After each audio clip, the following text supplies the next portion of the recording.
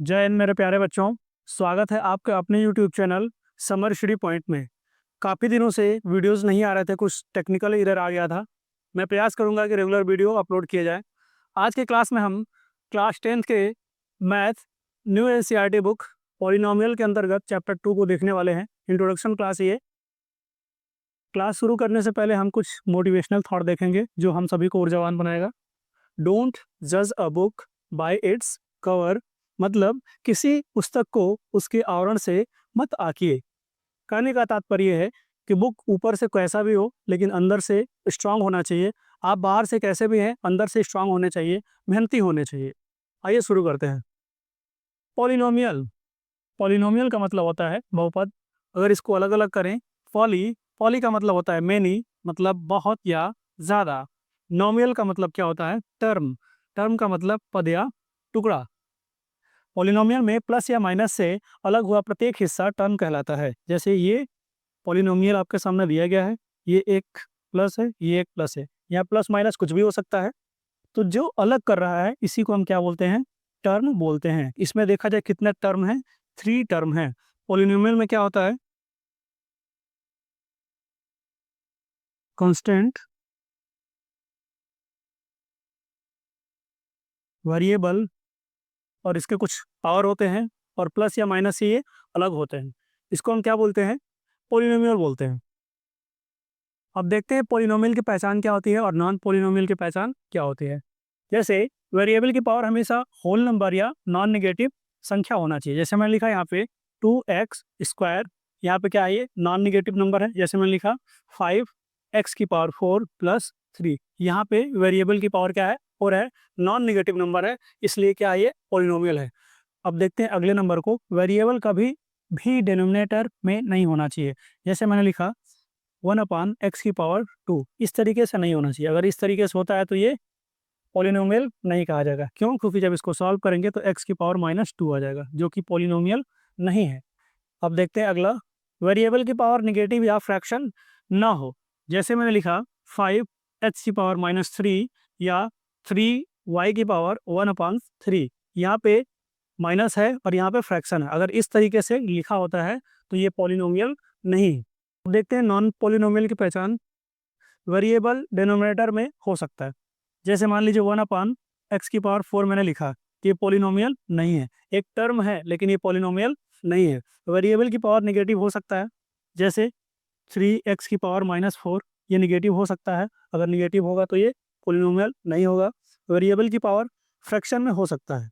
तो वेरिएबल की पावर जैसे मैंने लिखा यहाँ पे 5z⁻1/3, ये फ्रैक्शन में है तो इसलिए पॉलिनोमियल नहीं हो सकता है। ये जो है पॉलिनोमियल नहीं है और ये पॉलिनोमियल है। यहाँ पे कुछ मैंने एक्सप्रेशंस लिखे हैं।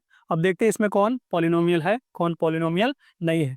यहाँ पे देख रहे हैं वेरिएबल की पावर 1 है, यहाँ पे वेरिएबल की पावर 2 है, यहाँ 1 है, यहाँ वेरिएबल की पावर 4 है, यहाँ वेरिएबल की पावर 2 है, यहाँ वेरिएबल की पावर 1 है, यहाँ वेरिएबल की पावर 1 है। इसका मतलब नॉन निगेटिव भी नहीं है और फ्रैक्शन में भी नहीं है, इसलिए ये क्या है? पॉलिनोमियल है। अब इसको देखते हैं, ये क्या है? अपान में है, इसका मतलब ये डिनोमिनेटर में है तो इसलिए पॉलिनोमियल नहीं है। ये रूट में है इसलिए ये भी पॉलिनोमियल नहीं है। ये माइनस में इसलिए ये भी पॉलिनोमियल नहीं है। और ये फ्रैक्शन के फॉर्म में है इसलिए ये पॉलिनोमियल नहीं है। और ये माइनस के फॉर्म में है इसलिए पॉलिनोमियल नहीं है। तो ये पहचान हम सब जान चुके हैं। अब आते हैं अगले स्लाइड पे। इतना कुछ जानने के बाद में अब थोड़ा इसका डेफिनेशन देख लेते हैं। A polynomial is algebraic expression in which the powers of variables are whole numbers and terms are joined by plus or minus। इसका मतलब ये हुआ कि पावर ऑफ वेरिएबल जो है वो होल नंबर होने चाहिए और जो टर्म है आपस में प्लस या माइनस से जुड़े हुए होने चाहिए।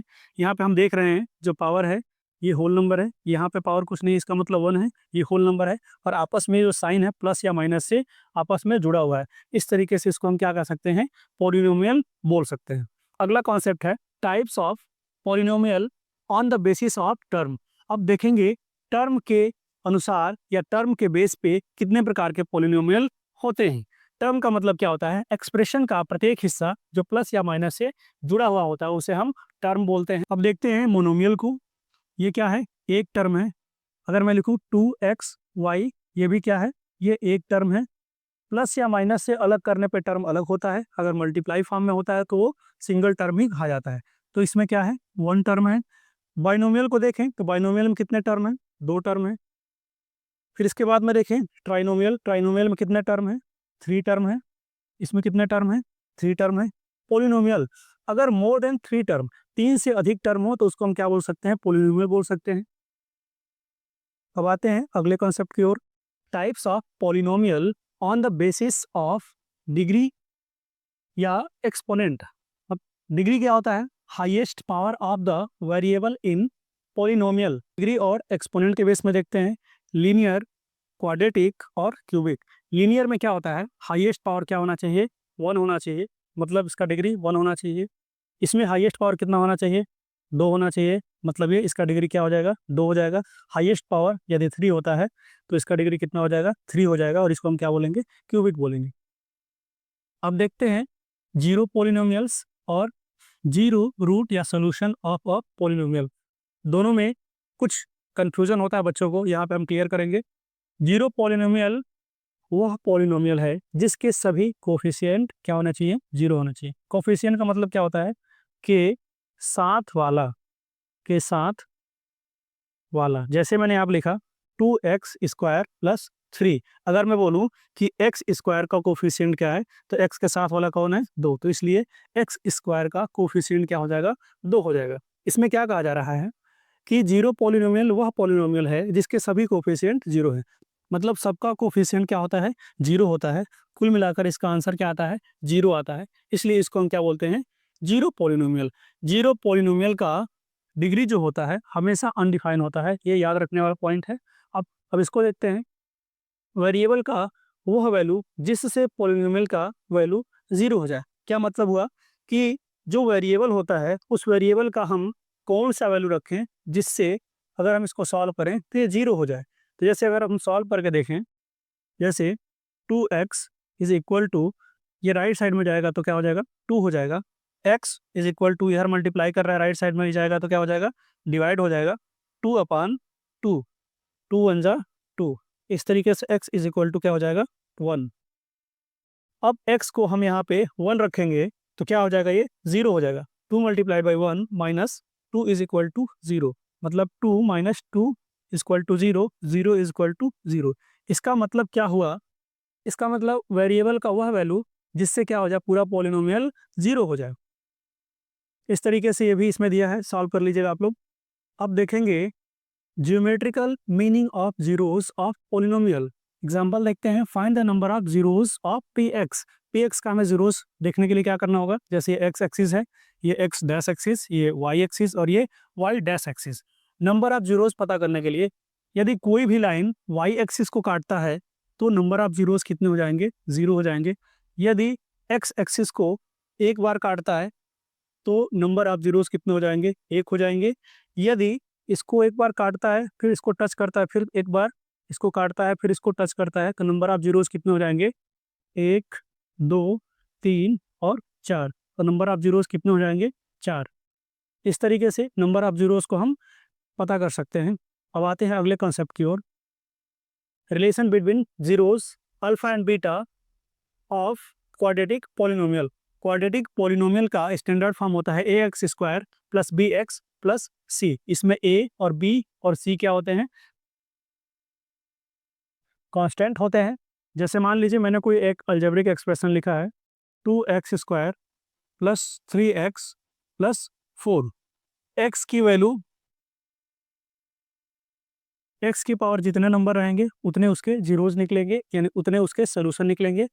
जैसे यहाँ पे x की 2 वैल्यूज निकलेंगे, जैसे x इक्वल टू मान लीजिए 3 और x इज इक्वल टू 1। ये एग्जाम्पल के तौर पे मैंने लिया है। अगर f की पावर 3 होता तो x के 3 जीरोज निकलते, 3 सोल्यूशन निकलते। जो 2 जीरोज निकलते हैं उनको अल्फा और बीटा मान लिया जाता है। अब देखेंगे सम ऑफ जीरोज, x के जो 2 जीरोज निकलेंगे अल्फा और बीटा, उसको हम क्या करेंगे, minus coefficient of x upon coefficient of x², मतलब -b/a। यहाँ पे b क्या है, कोफिशिएंट ऑफ x है, और यहाँ पे a क्या है, coefficient of x²। Product of alpha and beta मतलब product of zeros. Constant term मतलब c, ये वाला कोफिशिएंट ऑफ x² मतलब ए। अब आते हैं नेक्स्ट स्लाइड के। मैंने यहाँ पे एग्जांपल लिया है, इसको सॉल्व करने के लिए हमें क्या करना होता है, फर्स्ट टर्म को और लास्ट टर्म को आपस में मल्टीप्लाई करना होता है। कांस्टेंट वैल्यू को 1 multiplied by 10 is equal to कितना आ जाएगा 10। इसको हम करेंगे फैक्टराइज। 10 का जब हम फैक्टराइज करेंगे तो 2 5 जा 10, 5 1 जा 5। मतलब जब मल्टीप्लाई करें 5 2 जा 10, मल्टीप्लाई करें तो 10 आए, जोड़े या घटाएं तो कितना आना चाहिए, बीच वाला ये टर्म आना चाहिए constant term. 5 + 2 is equal to 7। तो क्या हो जाएगा यहाँ पे, x square plus 5x plus 2x। हमने इसको क्या किया, टुकड़ों में बांट दिया, स्प्लिट कर दिया, प्लस हो जाएगा यहाँ पे 10। हम कॉमन लेंगे यहाँ पे x को, यहाँ पे बचेगा एक x बचेगा, प्लस यहाँ पे बचेगा आपका 5, प्लस 2 कॉमन लेंगे यहाँ पे बचेगा आपका x, यहाँ पे 2 5 जा 10, यहाँ पे लिख देंगे 5। क्या हो जाएगा यहाँ पे x + 5। हम यहाँ पे x + 5 को कॉमन लेंगे, ये वाला x यहाँ पे बचेगा, फिर यहाँ पे ये वाला 2 बचेगा। हम इसका जीरोज निकाल रहे हैं इसलिए हम यहाँ पे लगा देंगे 0। x + 5 = 0 कर देंगे और x + 2 = 0 कर देंगे। तो x का वैल्यू कितना आ जाएगा, राइट साइड में जाएगा तो माइनस हो जाएगा 5।